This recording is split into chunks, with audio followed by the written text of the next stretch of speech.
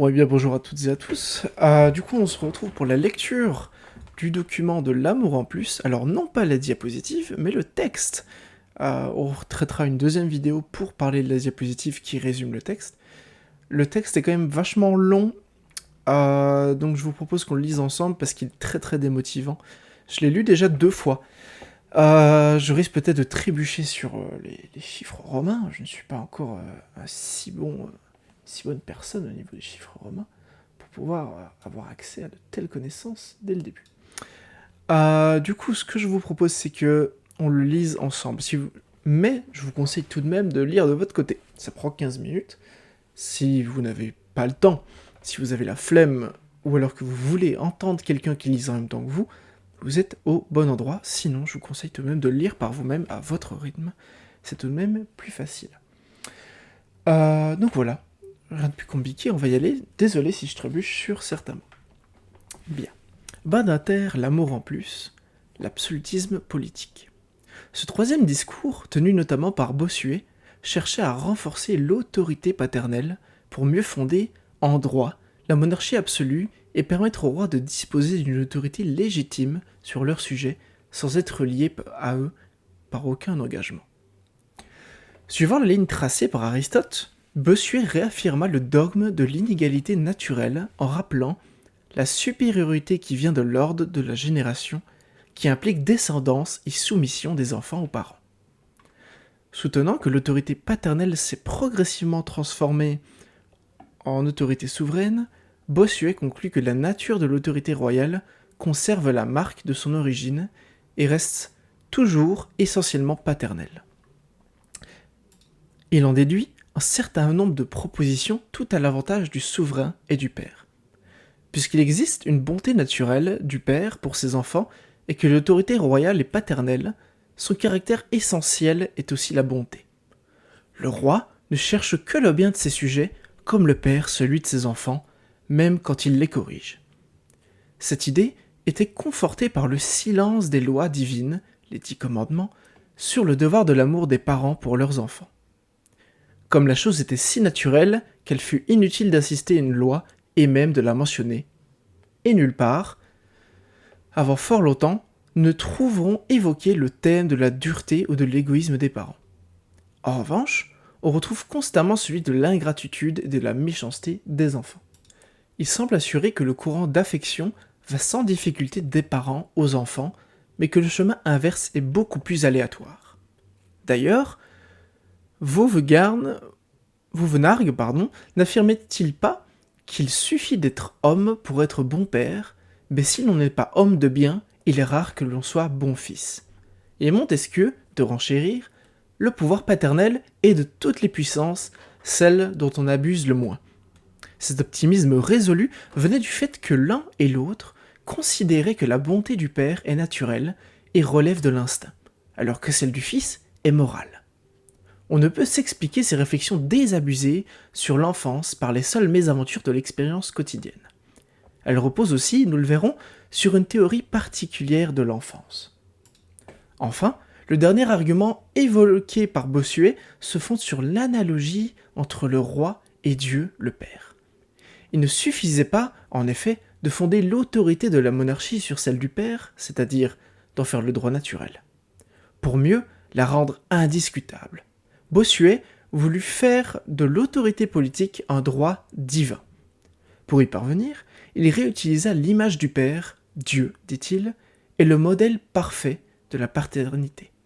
Or, le roi est à l'image de Dieu sur la terre, père de ses sujets. Et le simple père de famille est succédané de l'image divine et royale auprès de ses enfants. Chacun y gagnait dans ces analogies successives. Le père de famille en magnificence et en autorité, le roi en bonté et en sainteté. Dieu lui-même était rendu plus familier et plus proche de ses créatures. Il ne restait à Bossuet qu'à résumer le tout en une superbe formule. Les rois tiennent la place de Dieu, qui est le vrai père du genre humain.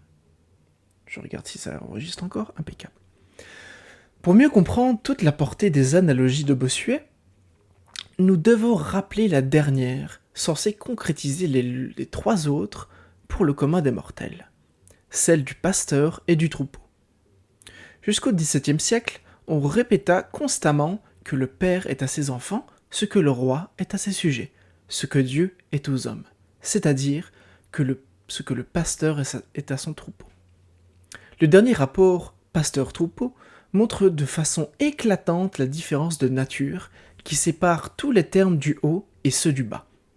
De l'humain par rapport au divin, il y a la même distance qu'entre la bête et l'homme. On ne peut mieux dire l'irréductible hétérogénéité entre le père et ses enfants.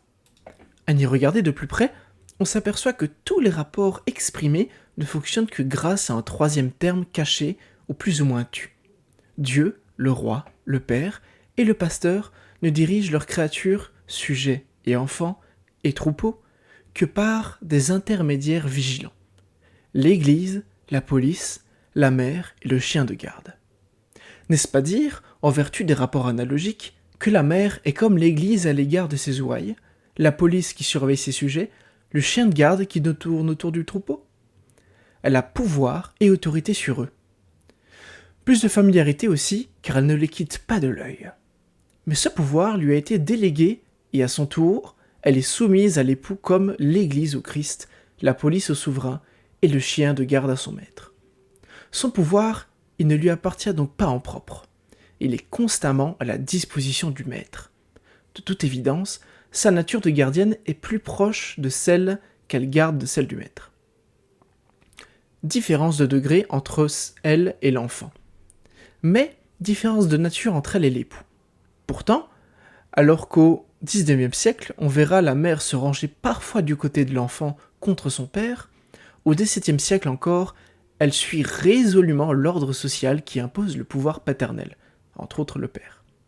Elle épouse si bien les valeurs paternelles, valeurs dominantes de la société, qu'en cas de disparition du père, devenue veuve, elle sait s'y identifier et se substituer à lui. Les droits du père. Du point de vue juridique, les droits du père évoluent de deux façons. De la fin du Moyen-Âge à la Révolution, certains sont limités par la double action de l'Église et de l'État qui s'immiscent de plus en plus dans le gouvernement domestique. Mais d'autres sont renforcés par l'État quand il pense qu'il y va de son intérêt propre. Les droits parentaux furent restreints par la doctrine catholique au nom de deux idées nouvelles. Celle des devoirs du père envers ses enfants, que nous avons déjà évoquée, et l'idée selon laquelle l'enfant est considéré comme un dépôt divin. Créature de Dieu, il faut à tout prix en faire un bon chrétien. Les parents ne peuvent en disposer à leur guise ni s'en débarrasser. Cadeau de Dieu ou croix à porter, ils ne peuvent en user et en abuser selon la définition classique de la propriété. En conséquence, le premier droit fut le droit de mort, car le père ne peut détruire ce qu'il a été créé par Dieu. Dès les XIIe et XIIIe siècles, l'Église condamne vigoureusement l'exposition des enfants. L'avortement et l'infanticide également, un peu comme les États-Unis maintenant, ils n'ont toujours pas évolué, pardon. De son côté, l'État prit des mesures coercitives. Je ne sais pas du tout la définition, allez voir par vous-même. Mais devant le mal incompréhensible et la misère du plus grand nombre, on comprit qu'il valait mieux s'adapter à la nécessité, tolérer l'abandon pour restreindre l'infanticide. C'est dans cet esprit que furent créées, au XVIIe siècle, les premières maisons d'accueil pour les enfants abandonnés. Il est un domaine où l'autorité du père fut l'objet d'un conflit à peine dissimulé entre l'Église et l'État, les droits parentaux eu égard au mariage des enfants. Dès le milieu du XIIe siècle, le mariage fut considéré comme un sacrement. Le seul fait d'exprimer par des paroles le consentement au mariage liait les époux de façon définitive. Le droit canon reconnaissait donc comme valide un mariage contracté par des enfants sans le consentement des parents, à la seule condition que le garçon ait au moins 13 ans et demi et la fille 11 ans et demi. Cette conception du mariage se traduisait par de nombreux désordres sociaux. Rapt de jeunes filles que l'on épousait secrètement, crimes de bigamie, mariage socialement dépareillé, etc. Les désordres s'étaient multipliés à un point tel qu'au XVIe siècle, le Concile de Trente, donc de 1545 à 1563, fut obligé d'imposer des restrictions aux conditions du mariage. Il condamna les mariages clandestins et imposa aux conjoints d'échanger leur consentement. en présence d'un prêtre après publication des bans. Enfin, il proclama solennellement que se marier sans l'autorisation des parents était un péché, bien que le mariage, ainsi conclu, fût toujours considéré comme valable. L'État, moins libéral que l'Église, n'entendait pas laisser soustraire les enfants à l'autorité parentale. Il renforça les droits du chef de famille pour éviter que ne s'installe le désordre de la plus petite cellule sociale. Autant un bon mariage qui observait les usages en rigueur, donc règle de l'homogamie, respect des hiérarchies, etc., confortait l'ordre social, autant une mauvaise union le menaçait. Un édit de Henri II, 1556, proclama que les enfants qui se marieraient contre la volonté des parents seraient déshérités, sans espérance de retour. Mais on dut juger la sanction trop faible, puisque dès 1579, un nouvel édit de Henri III, quant à lui, assimilant le mariage d'un mineur sans le consentement des parents à un rapt, déclara que le rapteur serait puni de mort, sans espoir de grâce ni de pardon. Ces dispositions furent renouvelées et aggravées à 2 reprises au siècle suivant. Enfin, l'État monarchique conforta le droit paternel de correction, même s'il prit quelques mesures adoucissantes au droit d'enfermement sans condition. On sait qu'au XVIIe siècle encore, les prisons publiques renfermaient très facilement les enfants de famille, quel que soit leur âge, et sous des prétextes les plus futiles. Un arrêt de règlement de mars 1673 a confirmé par plusieurs autres en 1678, 1696 et 1697 intervint pour faire cesser cet état de choses. Ces mesures libérales furent malheureusement balayées par la création d'une disposition aggravante, les lettres de cachet, qui ouvrirent une autre possibilité de correction. 2 ordonnances complétèrent la correction paternelle. Celle du 20 avril 1684 concernait spécialement les classes populaires parisiennes et décrétait que les fils, de moins de 25 ans, et les filles, de tout âge, d'artisans et d'ouvriers, qui maltraitaient leurs parents ou qui seraient paresseux, libertins ou en péril de l'être, on appréciera cette prévoyance qui ouvrait la porte à tous les arbitraires, pourront être enfermés. Les garçons à Bistière et les filles à la Salpêtrière. Une fois détention obtenue, elle est définitive. Il n'est plus au pouvoir des parents de la faire cesser. L'État se réservait donc le droit de grâce. C'est-à-dire qu'en gros, dans tout ce qu'on vient de voir, les parents pouvaient donner n'importe quel droit, dire n'importe quoi sur leur enfant, sans preuve quelconque, et les enfants étaient jetés au cachot, et de ce fait, ils n'avaient plus aucune autorité sur l'enfant, mais ils ne le voyaient plus. C'était un peu une manière de s'en débarrasser. 25 ans avant le début de la Révolution française, le roi bien-aimé promulgua l'ordonnance du 15 juillet 1763. Celle-ci s'appliquait tout particulièrement aux jeunes gens de famille tombés dans des conduites capables d'exposer l'honneur et la tranquillité de leur famille. Elle autorisait les parents à demander leur déportation dans l'île de la Désirade, au département de la Guerre et de la Marine. Là-bas, les mauvais enfants bénéficiaient d'un régime d'étroite surveillance. À peine nourris, ils devaient travailler très durement. Après des années de pénitence, ceux qui s'amendaient pouvaient obtenir par la suite une concession de terre à Marie-Galante. Et plus tard, si leur famille demandait, être ramenés en France. Toutes ces dispositions indiquent à l'évidence l'attention qu'on portait sur l'autorité paternelle. Vital pour le maintien d'une autorité... Vital pour le maintien d'une société hiérarchisée, puissance paternelle devait être maintenue à tout prix. Une telle pression sociale s'exerçait en ce sens qu'il restait peu de place pour tout autre sentiment. L'amour, par exemple, semblait bien léger pour qu'on y construise quoi que ce soit sur lui.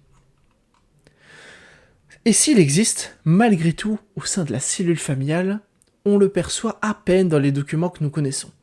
Quand il apparaît quelque part dans les relations familiales, on parle bien de l'amour là, c'est en passant au détour de 2 phrases, presque honteusement. De ce fait, on parle d'un sous-thème ici, une société sans amour. Comment s'étonner quand on sait quelle représentation on avait de l'amour conjugal, distinguant le bon amour, l'amitié, du mauvais, la concupiscence, les théologiens condamnaient le second sans appel. Il ne faut pas que l'homme use de sa femme comme une putain, ni que la femme se comporte envers son mari comme un amoureux, comme avec un amoureux. Façon précise de rappeler que l'acte sexuel n'est un moindre mal dans le mariage que si l'on n'y prend pas du plaisir. On ne serait pas surpris d'apprendre que le modèle du bon amour conjugal soit celui qui unit deux personnes du même sexe. Mari et femme doivent être amis, mais pas amants. Sinon, par accident et nécessité vitale. Dans cet esprit, les théologiens ne cessèrent de dénoncer les excès conjugaux. L'homme qui se montre plutôt amoureux débordé envers sa femme que le mari est adultère, comme le fait remarquer très justement Flandrin, il semble que la puissance sexuelle ne fit pas au problème. Si l'homme était impuissant, sa frigidité ne pouvait être imputée qu'à sa mauvaise volonté. À l'effet d'un maléfice, ou parce que les cieux le punissaient de vouloir se marier pour assouvir une passion charnelle. Cette dernière explication est particulièrement édifiante, qui dit aux autres ignorants de l'époque « Si vous avez des désirs, vous n'aurez pas de plaisir. En revanche, si vous n'avez pas de désir, vous serez récompensé de la bonne et pure amitié que vous pouvez porter à votre conjoint. » Cependant, les conditions du mariage n'impliquaient pas que soit satisfait l'amitié et encore moins le désir. Il y avait tant d'impératifs à respecter pour faire un bon mariage qu'amitié et tendresse n'intervenaient pour ainsi dire pas dans le choix du conjoint. Presque toujours absent le jour du contrat, on ne pouvait espérer l'apparition de l'amour qu'au gré du hasard et des habitudes conjugales. Voici donc la fin de ce document. Je vous conseille vivement de le lire vous-même, comme je vous l'ai dit, parce qu'il est plutôt compliqué et lourd. Tant mieux si vous avez compris. De toute façon, le synthèse qu'on va évoquer ensuite décrira bien ce qui s'est passé. Et on se voit pour la vidéo suivante, qui est la deuxième diapositive. Deuxième diapositive, qui est, du coup, si je retrouve bien, celle-ci, l'amour en plus de Badinter. Voilà, voilà.